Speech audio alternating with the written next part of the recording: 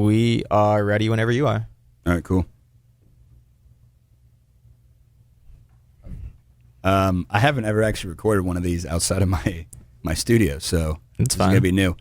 All right, so I'm here today with Chandler Hoefle, There you go.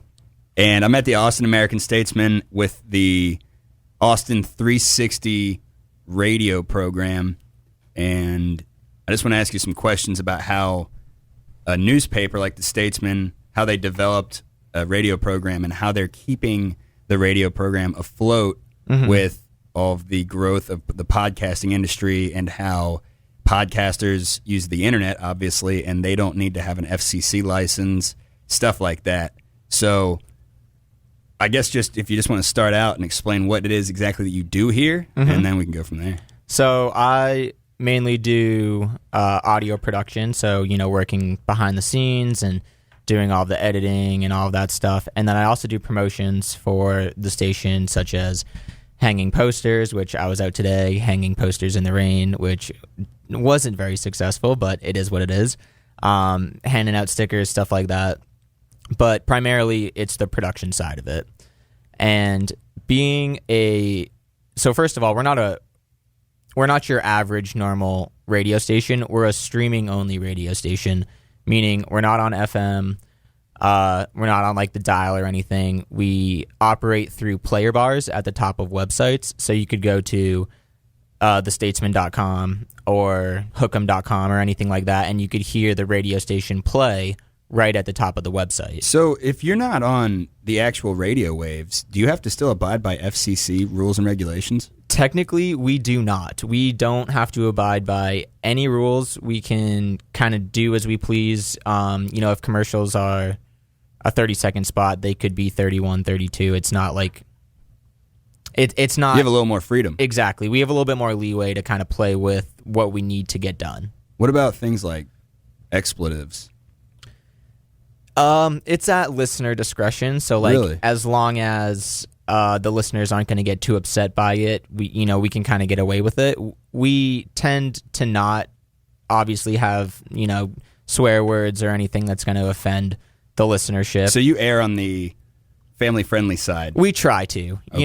I'm not going to say that it doesn't, the occasional slip-up doesn't happen or, just like everyone has their mistakes that come through, but more often than not, we tend to stick with the clean versions of most stuff. We're also not playing, your pop stations. We're playing a lot of funk, reggae, R&B, kind of soul. You play non-mainstream music. Exactly. It's more underground stuff that it doesn't really have a lot of the expletives in it. So it doesn't matter to you anyways, really. Yeah, I mean, like I said, there are some songs that have it. We try to stay away from it. Doesn't really matter though. Does it happen? Yes, but no. Yeah, you have it doesn't DJs matter. though as well, don't you? Yeah, so we have a few DJs who come in. One comes in on Sunday specifically to do his show, Tropical Punch. It's like a span. That's the name of the show. From 12 to 3, I believe. DJ Manny comes in. He's a part of the Spanish group Peligrosa. They do Spanish funk mashups, whole bunch of weird stuff. So. Yeah, but we have different DJs come in and they kind of play their own stuff. There's a guy who comes in on Sundays and does gospel jazz, which is interesting. Different. Yeah, certainly different. But so are you closer to the podcasting side of the spectrum or closer to the radio side of the spectrum? We definitely do. I would say it's split down the middle 50-50. So we definitely do with the radio and the whole production with commercials, shows that go on the radio, and all of the stuff that goes in between the songs. We don't obviously produce the songs themselves, but everything that goes around the songs we produce. And then at the same time, we also have the podcast that we do. So we focus a lot on D1 sports, D1 football, some basketball, a little baseball, but mostly D1 football. And then we also focus on news podcasts that kind of help keep the newspaper engaged with the rest of the entertainment as, audio and all of this is kind of rising in popularity and print is not so much. That's where the audio kind of comes in to help keep us, I don't want to say relevant, but help keep us, kind of at the top of the print game. Instead of falling off. Exactly. So Austin360 Radio is essentially it's the Statesman's shot at podcasting, right? Exactly. So this is a lot closer to podcasting than it is radio. Yeah, you could say that. We air a lot of our podcasts right on Austin360. Right on the website? Yeah, right on the station themselves. That you can find all of them on the website, on the Statesman website. But also, like, we'll run the I Love You So Much podcast right on the station. And that has its own scheduled time. And so, if you like to listen to it and follow along with us, you totally can. But you can also, listen at your leisure on your own and in its own podcast form.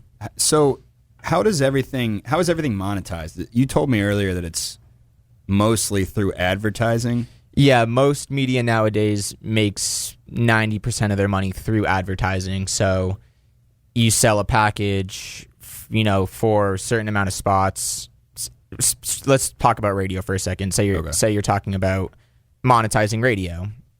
You would hit up a business, a client, whoever the case is, and you would sell them a package saying, hey, we'll write you a commercial, or you can write your own commercial. You can either come in and voice it, or we'll voice it for you, and then we'll give you 50 plays, 100 plays, 300 plays based on how much money you're willing to spend for it. How much does that cost? It really depends on the package. There's packages that are a couple $100. There are packages that are a couple $1,000. So it all depends on what your... But it's not unrealistic for somebody like I even could possibly pay you guys to run an ad. Yeah, if you got $200 a month and you wanted to run an ad for a month, you very easily could get your business, service, whatever. Podcast, whatever you want. I might take you guys up on that. Yeah, you totally could. You could definitely get your stuff on for a relatively manageable price, And then if we want to switch over to podcasting, or what we call on-demand audio, podcasting / on-demand audio, you can sell pre-roll ads, and that kind of works the same way, where you advertise your numbers and they will pay per thousand, cost per thousand. And so if the podcast does well, you get more money. If the podcast doesn't do so well, you don't get so much money, but you kind of work out that number beforehand, and they'll look at, how popular the podcast is and what the numbers are doing. And that's all pre-roll. Do you do any mid-roll? We do mid-roll, but we don't, so we have like fill mid-roll, whereas we have a company come in and they'll fill certain sections in the middle of our podcast where we place the markers. But more often than not, we will sell the pre-rolls to the podcasts. Right. How much is it? How much do you pull in per 1,000 views on pre-roll compared to mid-roll? Again, that's all variant on the package themselves, but mid-roll is definitely a higher price than pre-roll. You get more money for the mid-roll than the pre-roll. Because people can just skip a lot of people just skip through the pre-roll, which is fine. Yeah, I have a friend that has a podcast called Casburgers. I'm always shouting him out. He's the guy that more or less influenced me to start doing this. But he actually recorded ads through Anchor.fm. Yep. And his ad, he starts it out by literally saying, skip ahead 30 seconds through this bullshit ad. So I think everybody nowadays more or less just clicks the skip button to get through the first ad because they know it's all 30 seconds long. Yep. It's funny you bring that up. That's where I started. That's what I use as my content management. That's where I started too. Anchor. Anchor's great. If you just quick shout out Anchor, you guys are killing it. They really help the person out, and they don't actually care what your content is. Right. Neither does Spotify. Spotify lets you get away with a lot too. Yep. Compared to something like Apple Podcasts, which I was banned from. Really? Yeah. Oh wow. Yeah. They said I was. They said I did a lot of things, but I think the thing that really took me out was that there was some expletives in my description of my podcast, and then I told you I interviewed some prostitutes, and I tried to sell some ads or buy some ads. I'm sorry, buy some ads on Facebook, and Apple Podcasts both told me that I was soliciting sex. Interesting. And really, I was just asking these hookers what exactly it is they do, because I I don't think many people are familiar with sex work. Yeah, no, I would say it's you a know what I pretty. mean? It's a stone that's gone unturned. Yeah, but well, anyways, so yeah, Spotify's great. Anchor's great. That's where you started too. Yeah, I mean that's where I first.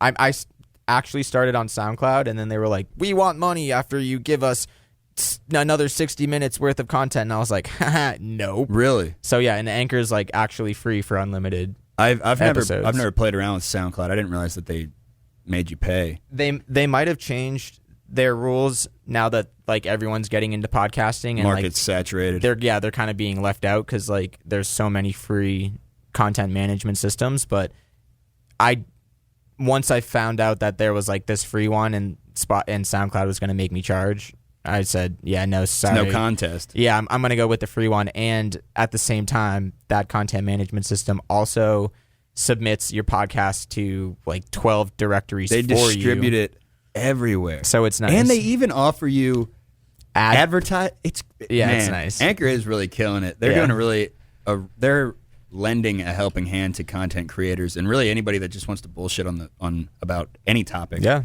Really. Yeah, but they do good work. So back to this. If somebody that was not familiar, because I am familiar somewhat, not as much as you with the industry, but if somebody that had no clue what it was like podcasting or doing radio or even just the news in general, how would you explain to them what Austin360 is doing that might be similar to or different from what other radio or other podcasting platforms are doing to stay innovative with radio? Basically, I don't want to say it's going down the shitter or dying, but it's definitely stagnant, right? And I don't think there's anybody that would argue that there's been radio growth in a long time. So, right. What do radio style stations like this do to innovate? That's a great question. I would say the biggest advantage that we have is being a streaming station, but then also kind of circling back to that whole on-demand audio that I was talking about. So let's say we're going to have a really cool segment on the air on the station, and at the same time, a news writer is going to write an online article about that person or about that subject.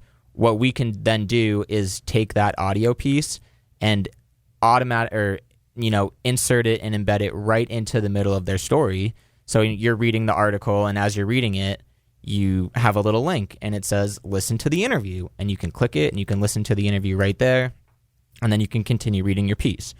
And that's kind of another way to monetize and get plays on your audio pieces. But I would say that's one of the biggest ways Austin360 is helping print kind of stay in the game, is kind of combining the two, is putting our player bar right at the top of the website, as well as while somebody's reading the story, right, the bar is above it. Exactly. The bar will stay right at the top of the website, but as somebody's reading, you can have the podcasts and the playlists and everything right in a fact box right off to the right. Okay. You could have a little clip right off to the left. You can kind of have everything all in one place. So it's a tool set to help people understand what they're reading. Exactly. So you guys are more or less feeding the news division at the Statesman, which would make sense because it's a newspaper. Yeah, we definitely help each other. Like they'll bring interviews to us, and we'll kind of use reciprocal relationship. Exactly. We'll use their resources and grab the content we need, and then we'll kind of feed it back to them and give the content back,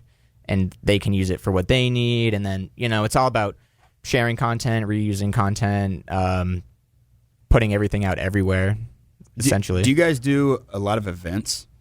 That's another big thing that we do, is just trying to get our name out into the community. And so we'll go and we'll live broadcast a lot of... So like we were at ACL, and we were able to live broadcast the interviews that we did with artists and stuff like that. Who were some of the people that you interviewed? We interviewed people like Gary Clark Jr.,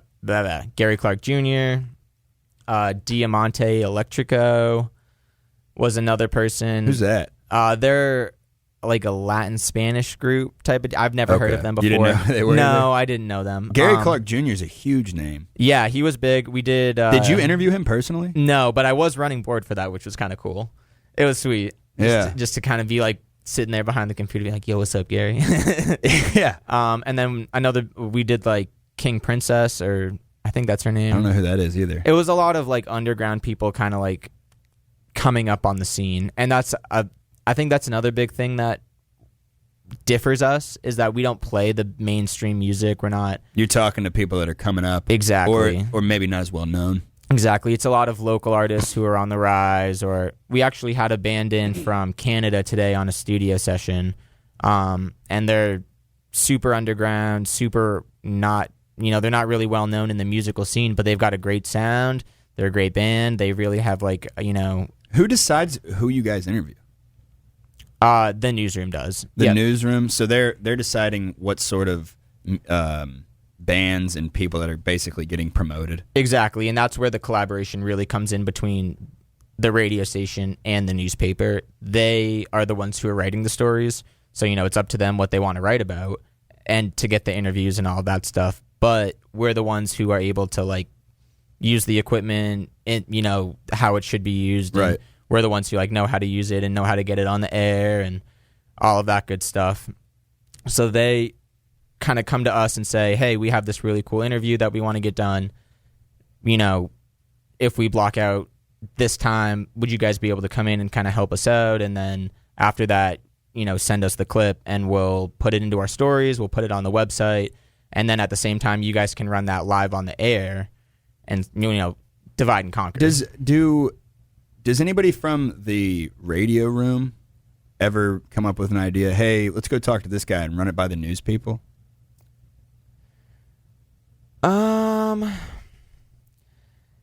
Yes and no, depending on the event. There's just so much going on here with D1 Sports and with our pop-up radio stations, which I haven't even really kind of touched on. Essentially, a pop-up radio station is like just like anything else, any pop-up store, pop-up restaurant, just a thing that kind of comes up, lives for 7 days, 10 days, 12 days, and then dies out. So we have a lot of those that are going on as well. We did a pop-up 7-day radio station for Texas versus Oklahoma. We did a 7-day pop-up radio station for Florida versus Georgia. We're going to do one for the Daytona 500. We're going to be doing one for... It's a lot of sports and sports-related exactly. stuff. So, what did you do one for ACL? We didn't do a pop-up radio station, but we just streamed it live because it was kind of within our groove. What's the difference between streaming it live and having an actual pop-up radio station? So streaming it live is just, in the moment it goes onto the air, right? Onto Austin360 radio. The pop-up radio station is an entirely separate, different radio station. It's its own entity? Yeah, not involved with Austin360. So Austin360 is going on, it's doing its thing, and then this other pop-up radio station is playing totally different content, has separate programming, does its own thing. And so like we'll kind of just like let that run, do its thing. It's good.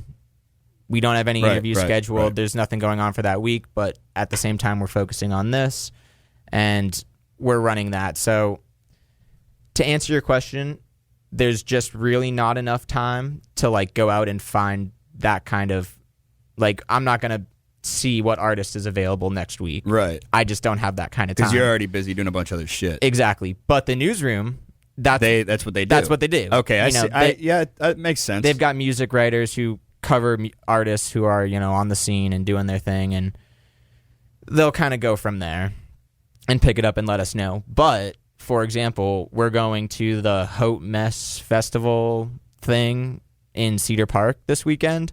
No idea. What is that? It's just like, it's like a small 2-day music festival that it's just like a smaller festival essentially. Okay. But I guess Ludacris is going to be there and Snoop Dogg are going to be there. Well, that doesn't sound small then, man. Well, I mean, just the festival itself, it's like a one stage. But it's got some bigger names in it. It has, a few, but it's Snoop Dogg as his DJ set. He's not coming to rap, he's coming to DJ. Really? Yeah. That actually sounds pretty interesting. It is going to be fun. And so the newsroom doesn't really have a lot of involvement with that. They're not sending reporters out for anything like that. Are they going to send you or somebody else from the radio? So yeah, they're sending us, and we're the ones responsible for getting those interviews. So we have a small team of people working for us who are getting those interviews lined up. So yes, in that instance, do you need anybody else to help? We might actually. I will definitely keep you posted because we're working all that out this week. That would be an interesting interview. Yeah, man, you should be the one doing these interviews. You got a good radio voice. Thank you. You're a conversationalist. I will be at G-Eazy's after party trying to get an interview with my man Gerald. Okay. So we'll see. I might try to flip flop back and forth, but there's a lot going on. So like in that instance, yes, we will set up those interviews because we're the only ones out there, and it's our event, kind of, sort of, just because the newsroom isn't involved. Right. For everything else that the newsroom is involved in, they'll take care of it. They'll let us know what's going on. You guys we'll can. They basically leave you to focus on your technical aspect of the radio and the podcast. Exactly. And then they take care of all the news stuff. Exactly. Okay. Everyone kind of has their own like designated job, and we all know what those jobs are. And it's like, you do your thing, I'll do my thing. We'll bring them together. It'll be great. Yay. So what else is the station? Is it the station or the podcast?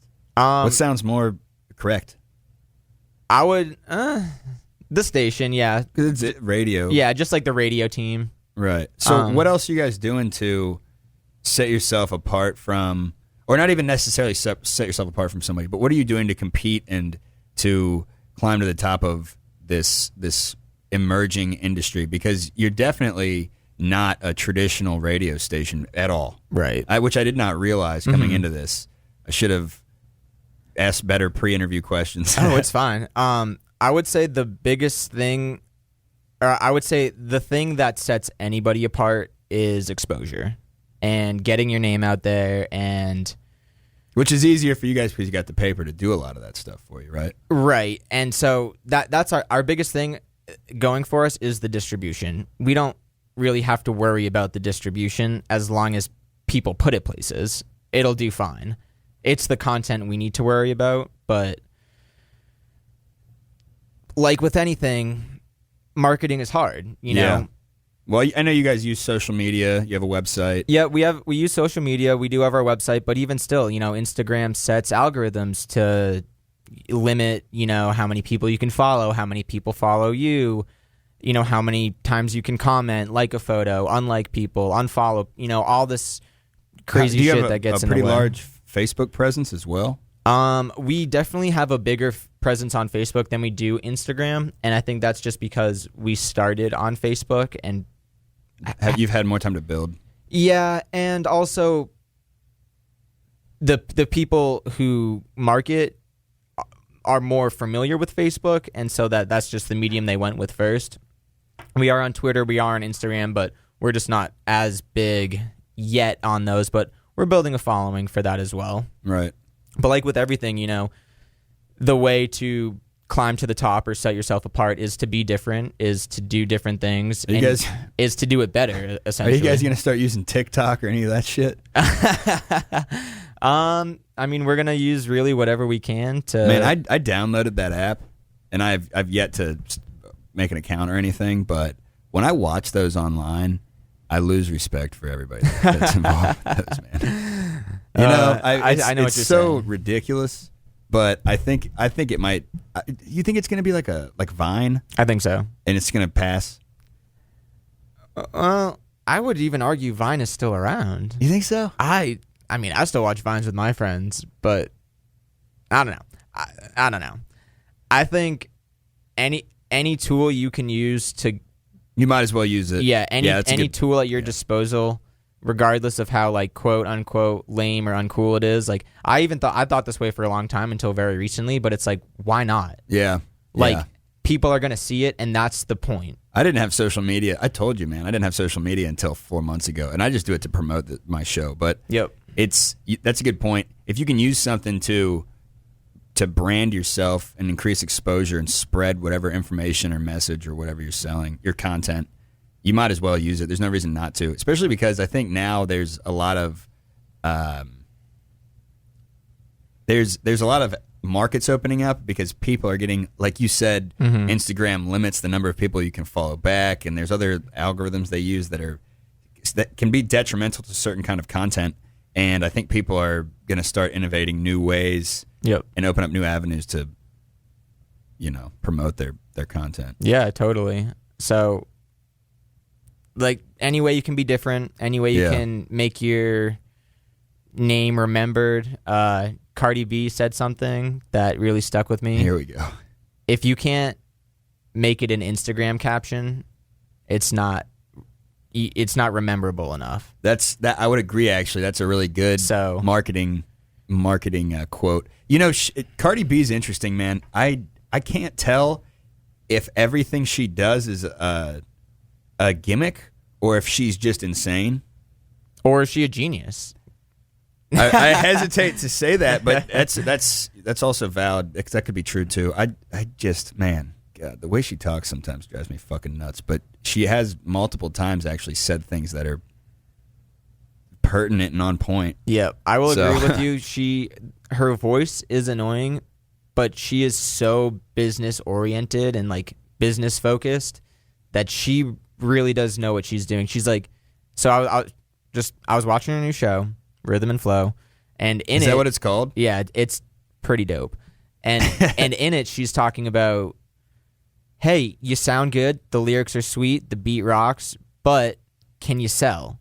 Is it going to sell a record? Can you sell this song to people? And are people going to want to buy your shit? And like 9 out of 10 times, the answer is no. Because it's like, it's not memorable. It's not memorable. It doesn't stand out enough. It's not different. Yeah. Now, that's another thing I hear a lot, different. Do you think something needs to be different to be sold? I think to effectively sell itself, I guess? I think if you're going to do something the same, you better be the best. And to be the best, like, it's hard. I don't know. It's hard to do. And you can't please everybody. So... Oh, no. Oftentimes, I don't please anyone. That's why I go for shock value sometimes, man. But being different at least allows you to like have a niche and have people interested. Capitalize on that market. Exactly. So, hey, that reminded me of something. Do you guys sell like ads on Instagram or on social media? We don't. I mean, we'll do promoted posts on Facebook where like we will pay a certain amount of money to have our posts grow. I mean, I'm saying, has anybody approached you and said, hey, if you promote this on your Instagram, if you have so many followers, there's people that they're paid influencers or whatever the fuck they're called now. Is that something? I mean, maybe you haven't been approached by that, but is that something that you guys would be open to? Right? Yeah. I mean, yeah. I don't. I mean, it's not up to me, honestly. I can't speak for this, but like I think it's a good idea. If you do, a scheduled post for advertisement. Do you watch Barstool Sports? I do. You know how they do how Portnoy does the pizza reviews? Yeah. So I started doing bar reviews. Okay. I completely stole his idea, just with bars. Right. And he does the bar reviews, and before he does them now, I've noticed that they have, I guess what you would call pre-roll. With Pepsi. Yeah, I saw that. Pizza, Pepsi, perfection. I mean, it's so quick, and I don't want to scroll through the video to skip it. So every time I'm like, if the 15-second skip forward button's there, I'll click that. Yeah. But usually it's so quick that it's not even worth skipping through. I think that is going to be sort of the way of the future of advertising where the ads are so quick. Yep. People do not even want to waste their time. People are so lazy; they don't even want to waste their time. It's too much effort to go out to click the button and then it's going to be over by the time I'm done. Exactly, and they don't even want to. They don't want to skip forward 15 seconds and then scroll back 5 more seconds because the ad's only 10 seconds long. Right. And then they miss the first 5 seconds, and Portnoy might do some funny shit in the first 5 seconds. Yep. So I don't know. Maybe that's an avenue that you guys might want to go down. I wouldn't mind doing that. I don't want to necessarily sell myself to the advertisers. It'd be nice to do some subscription-based stuff. Right. But I don't think anybody... I figure that my audience is already going to be seeing advertising all over the fucking place. I don't want to force them to pay a subscription fee to listen to me. I'd rather have them not have to pay to listen to me, and then they just fucking 10 seconds, whatever. Fuck it, who cares? Right. You know? Yeah. No, I hear what you're saying. And I definitely agree with you. I think shoving advertisements down the listener's throat kind of kills it, and it kind of unless you can do it in a really it takes away from the content. way. But I think what you're saying totally makes a lot of sense. Where if you do it in a way where it's quick, it's to the point, it's catchy, and it's entertaining at the same time. Like you have Portnoy coming out right before his video, you know, and make it relevant too, because what he's saying or what Pepsi's telling him to say isn't necessarily untrue. It's when you eat pizza, you're either going to be drinking beer or you're going to be drinking soda, right? Yeah, you're not drinking a glass of milk or water or juice necessarily. Yeah, it doesn't go together. So it's not like it's a bullshit advertisement. I mean, I told you I do the news drunk. Yeah. If I did the news drunk and got sponsored by Bud Light, I don't like, but by at least Budweiser. That's better than Bud Light. I would sit there and say, hey, drink a fucking Budweiser while I tell you, read the news drunk to you, and I'd drink Budweiser. I'd have no problem doing that. Hey, and I don't think it takes away from the content. This news is brought to you by Budweiser, and I'm sipping one right now, so drink up. Yeah. And that's it. Like, you know, it's so simple. There you go. And it doesn't affect any of the other content. Yeah, exactly. Do you guys do stuff like, how long are your pre-rolls? Well, again, it comes with the package. You could do a 15, you could do a 30, you could do a 60. Right. Really? You guys do a whole minute? Well, we try not to. But yes, we do, like for the pop-up radio stations, we had a 60-second pre-roll. Who paid for that? Zaxby's was the pre-roll. Zaxby's. So do you have a way that your analytics can see how much of that minute people actually listen to? You can't skip through the minute. So really? You have to, at least within our system, you have to listen to the whole minute. Oh shit! Before the programming starts. I think that's gonna be archaic soon. Because you can skip ads all the time now, right? In a lot of different platforms. Yep, almost every platform. Yeah, you know, I was on Snapchat the other day, and I was going through that. I'm gonna delete Snapchat. I hate Snapchat. I don't like it either. I only have it because one of my buddies from home uses it. I don't need it anymore, man. The only reason, my son's mom is gonna kill me for saying this, but the only reason I ever had it was for titties. That was it. That's funny. And now I haven't used Snapchat other than to send like, what do you call it? The links to some of the episodes I do. I send them to some of my friends on Snapchat. Yep. Other than that, I haven't used it in forever.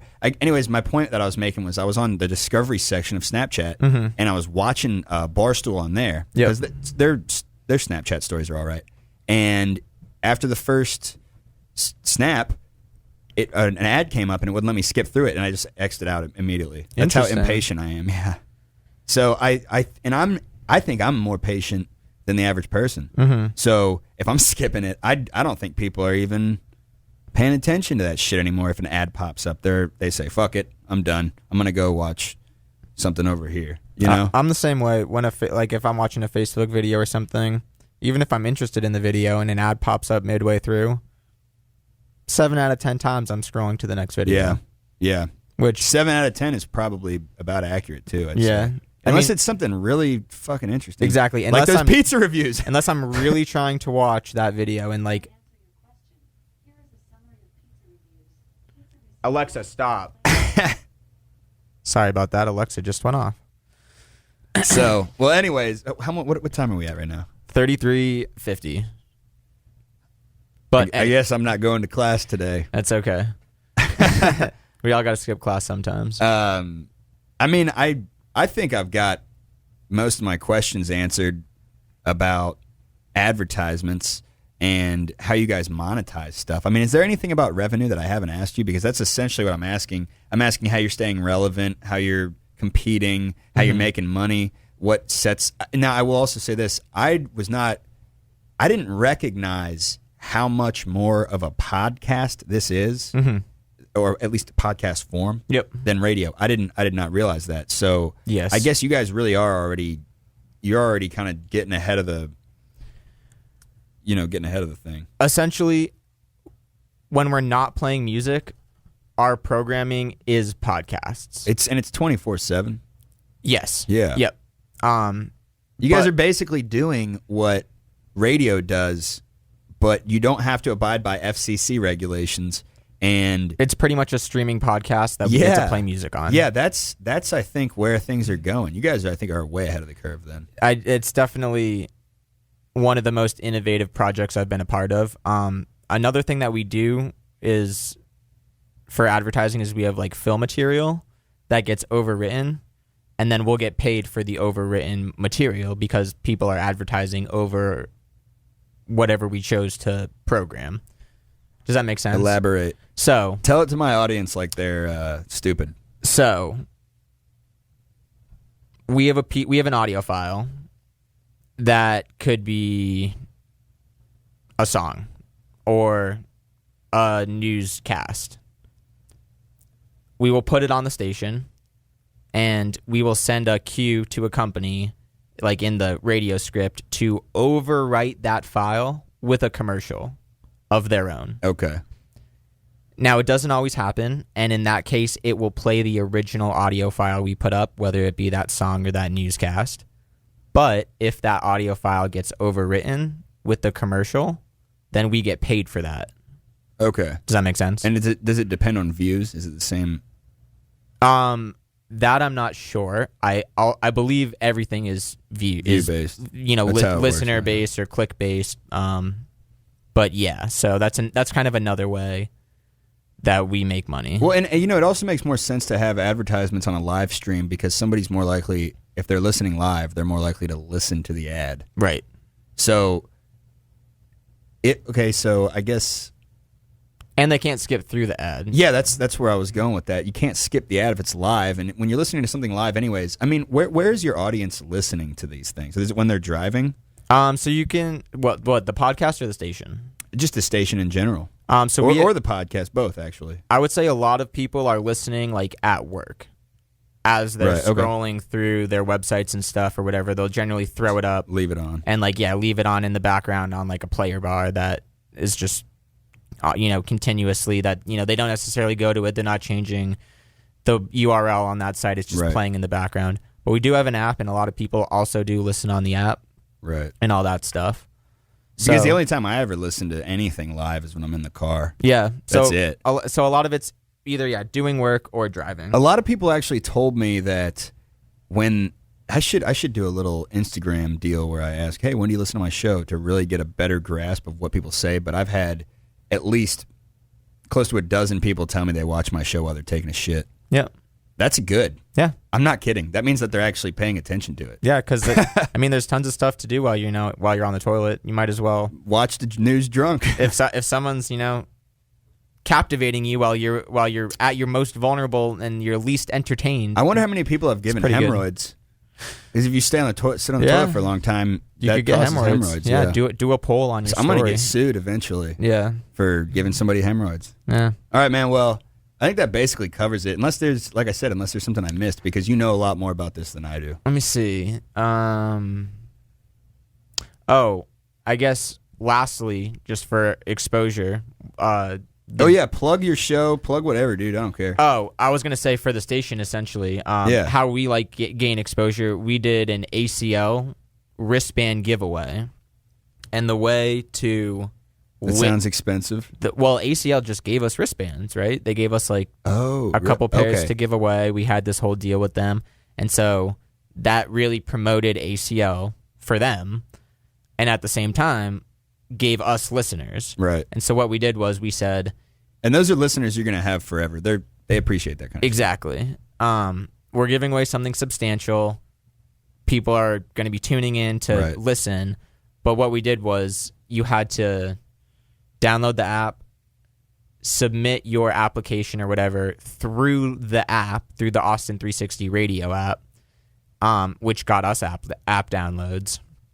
And then you had to listen to the live show at a certain time on a certain day, which gave the radio its listenership as well. Right. And so that's a good way to do it. Yeah, so as long as we have, certain substantial prizes to give away, that's another way to kind of shove our name out there. I got an idea that my son's mom came up with, and we're we're working on doing this. I just bought some shirts, but the idea is that I bought 25 shirts, right? Mm-hmm. Excuse me.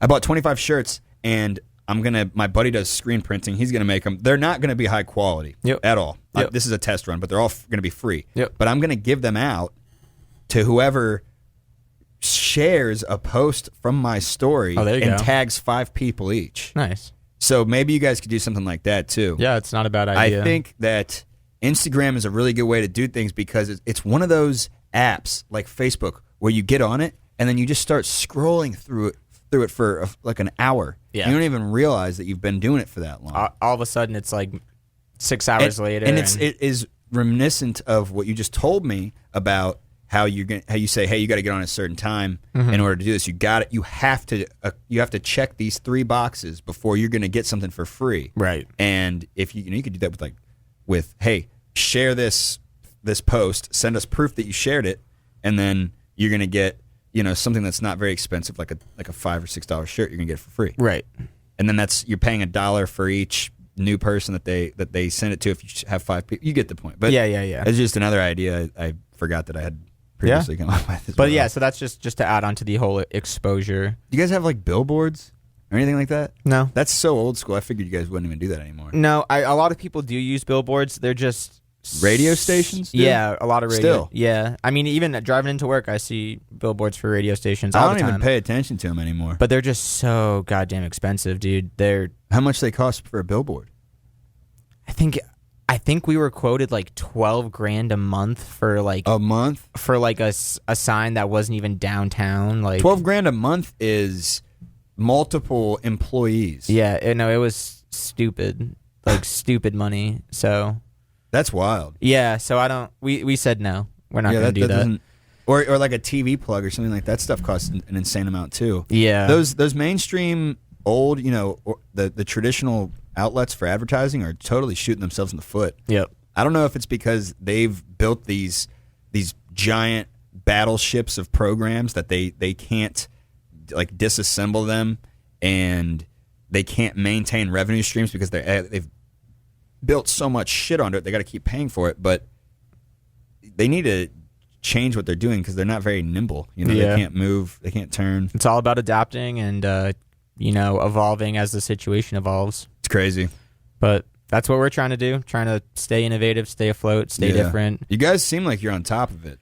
We're trying, man. We're certainly trying, but word. We'll see how it goes in the future. Yeah. Well, I mean, I'm sure that I'll probably talk to you again soon. We can see what happens. Definitely. And see where it goes because things are changing quick. Yep. Oh yeah. We got a ton of stuff coming up, and I can tell you we're already like understaffed, and we definitely need the help. Did you want to promote anything? That's what I thought you were going to do earlier when you said exposure. You can promote your podcast or whatever, dude. Whatever you're working on. Sure. I mean, obviously, please download the app, Austin360 Radio, and tune in. Just number one. Second of all, we've got a Thievery Corporation after party. If you go to the Thievery Corporation show, you can get into the after party for free. When's that? November 13th. Otherwise, I think it's a $10 cover. But if you go, so if you go to the Thievery Corp show, which is at Stubbs, okay, bring your ticket to the Native Hostel, and we'll be throwing an after party there. Word, Native's cool. Yeah, it's a dope place. And then, I have my show, the Champlant Podcast. You can find it on Apple Podcasts, Spotify. You only do audio? For now, yeah. I just haven't had the hands to do video. Yeah. That's okay. Make the jump, man. Once you start doing video, it's more fun. I know it is, and it just connects with the audience a lot better. But I know I'm making excuses, but I've been doing this excuses myself. Are like assholes, man. We all have them, I know. And nobody likes them, or whatever. Well, everybody has them, and everyone thinks theirs doesn't stink. Yeah, I don't know what did I say? Nobody likes them. That's not right. All right, well that's it, man. Yeah, I appreciate you talking to me, brother. Hey, dude, anytime, my man. Happy to share my wealth of knowledge, even though that's not that big of wealth. And yeah, thank you for. You know a lot more than I was expecting you to know. Thank you for talking to me, and enjoy. Download the app. Hell yeah. Word. Peace.